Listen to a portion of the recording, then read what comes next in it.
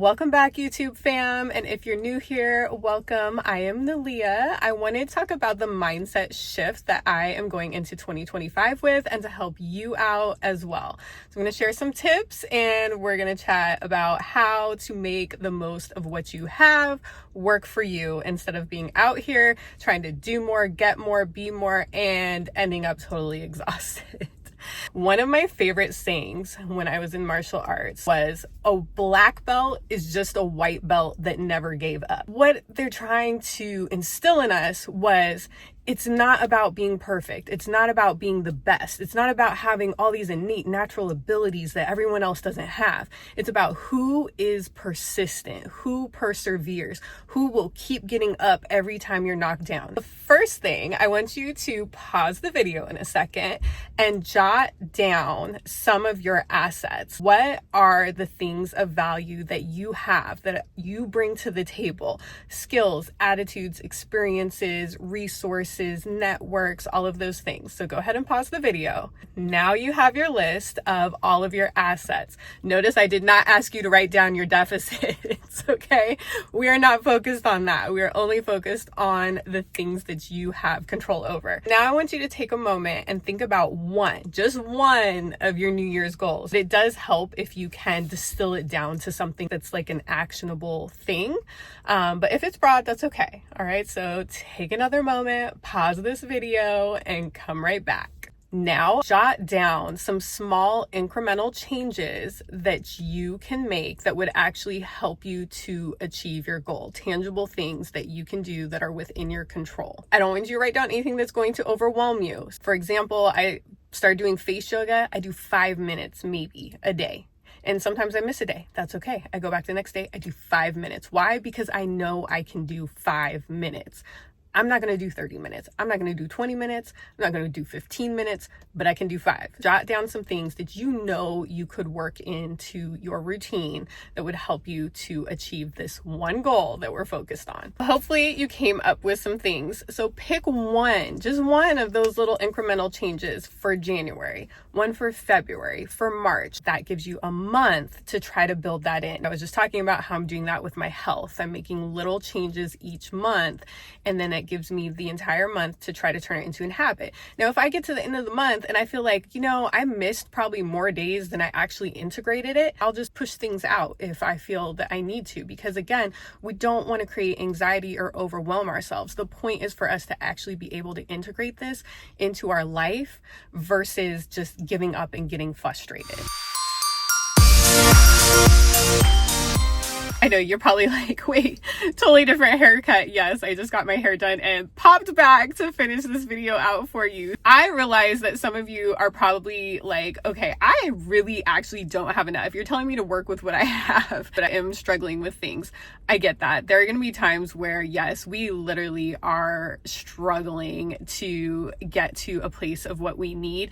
But if you employ this assets-based thinking, it will help you to get there more quickly. If you're on the job hunt, whatever it is, because if you are thinking about your assets, that is going to help you with job interviewing. If you're thinking about the experiences that you have to offer and bring, those stories are going to help you at that interview table and in that cover letter. Keep that in mind. I do get it. And often out of struggle is where we become super creative and innovative. That is something that is such a skill with life and thinking about how we can turn things into what we need. Speaking of which, the struggle, I am going to confide in you all. I have just been struggling. I had become obsessed with our financial situation. If you watch my most recent kind of like life update video, I was talking about finding ways to address all of our debt so that we can get into a new home. So that started to kind of be my obsession of like, I need to work harder. I need to do more. I need to find another job, build a business, do all of these things that are just like expending so much energy. And then compounding that, if you're a parent, you're probably like, oh my gosh, I need to spend more time with my child and take them out, especially if you're in my position. Any homeschoolers out there, any only children parents out there, any parents of children that like don't have any friends their age, they don't go to daycare. Yeah, we have like that guilt of like, we need to socialize this child. They need friends. We cannot be their only friends. It dawned on me when I was doing the bills, like, it's not that I don't have enough. It's that I am not prioritizing things correctly. I am not budgeting. Why? Because I get stressed out. And what do we do when we're stressed out? Buy things that make us happy, eat things that make us happy, and it's not doing anything to get me to where I'm going because it's an emotional reaction by focusing on the deficits that I'm perceiving. If I buckle down and stop all of this emotional spending, I'll be able to pay off like $30,000 of debt by the end of this year. That sounds astronomical, but it's true. If I can pay that off, that means I'm going to have all of that money every month freed up. And that is what's going to get us into our next home. But it's going to take these small, daily, incremental habits and changes to become permanent life changes. So I know some of you might be like, okay, but I'm really struggling. I'm going to share something with you all. I am a first generation college student. I have always worked like 2 and 3 jobs since I was 15 years old. Probably before that, actually, I was babysitting. Then I was working without a work permit when I was 15. They would hide us when the inspectors came to the kitchen. Oh my gosh, the things we were doing.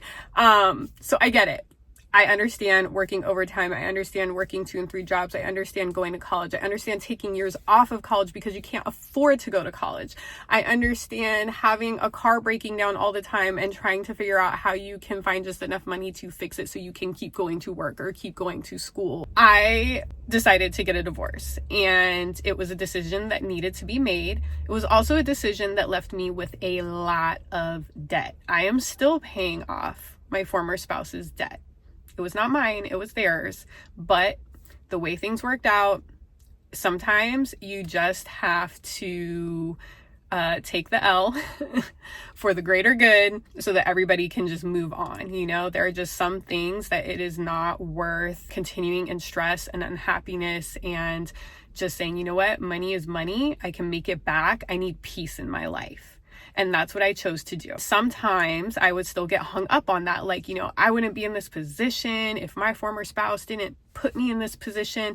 But there's also a lot of things that I lacked. I was not putting up hard boundaries. I was not being assertive. I was not requiring what I needed. And that allowed me to fall into a situation where I was taking on a burden of debt for someone else. There's things that are out of our control, but I am now not going to let that be an excuse. I'm not going to let that be something that stops me and my family from our future. I'm going to tackle it by creating new daily habits of balancing my budget, of not spending beyond my means. Everything that I am focusing on for 2025 is I have enough. I have all that I need. I just need to be creative with reimagining, reworking, and coming at it from an assets-based perspective. What do I have? What can I do? That is what's going to get me to be able to go to where I need to in this next year. I'm going to be back on here in 2026 showing you a new house tour, but all through 2025 I'm going to be sharing with you like what I'm doing, how things are going, encouraging you. Hopefully I want to hear from you about the goal that you set today. I want to hear like what did you come up with as your steps for creating mini habits throughout the year. And then I want to hear all of your major successes. I want to hear all about the assets that you jotted down today. Please don't forget to like and subscribe. I will be back with more content. I hope that this was encouraging to you. I hope that this motivated you. Happy 2025, everybody.